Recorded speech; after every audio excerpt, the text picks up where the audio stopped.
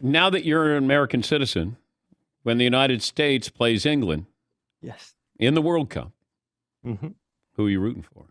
It's I have no qualms about this. I get asked this all the time, and to be an American is the greatest joy of my life. To watch, aside from having 4 kids who all speak with American accents and an American wife, to open up my curtains every morning, and I grew up with the Statue of Liberty and the Manhattan skyline painted crudely on my wall. I now live here in New York, and I never tire of that. It really is something I never take for granted. So when the United States play England, as they did in the Women's World Cup, your listeners may remember Alex Morgan, who's in the book, actually in this pose, drinking a cup of tea after scoring against the English, saying, "Sod it, Piers Morgan, take that, you nasty little man." I cheered with all of my heart, as I will, when the United States men take the field against mighty England, November the 25th. By the way, a mighty England who we faced twice before in the World Cup. You remember the first time I was on this show, 1950. Yeah. Had a little bit more of my own hair, my own teeth. We won that game 1-0 with minor league baseball players in goal, with a dry cleaner, Joe Gaetjens, who wasn't even an American citizen, playing for us at striker. We won that game against mighty England 1-0. 2010, we won that game 1-1. So we're undefeated against England. I will cheer for the United States with all of my heart, just as you will. If you really wanted to be an American, you'd lose the accent.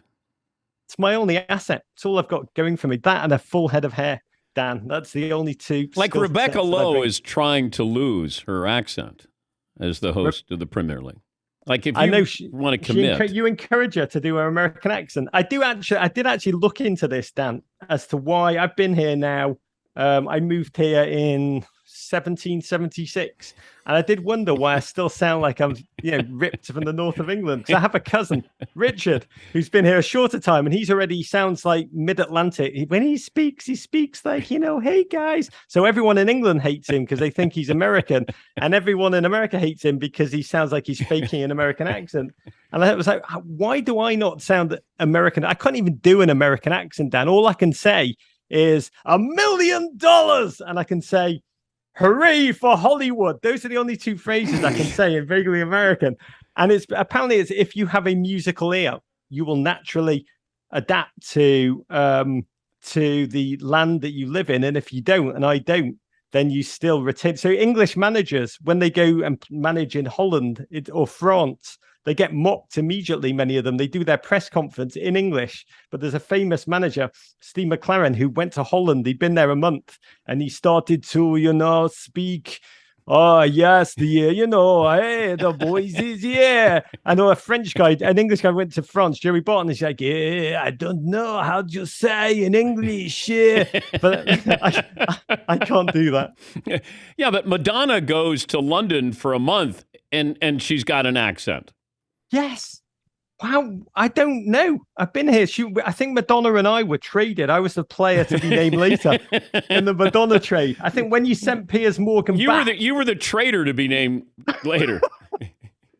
So we got you. Well, it's not like we were trying to export Madonna. We were willing to give Madonna to you. Yeah. Well, I think we won. That's Madonna to England? Is that like Brady to Tampa Bay? Just late career. There's still greatness. And you know what? I threw in George Clooney and his wife and his kids and Gwyneth Paltrow. Yeah. And all America got was what? You. We got you. And that's all that we need.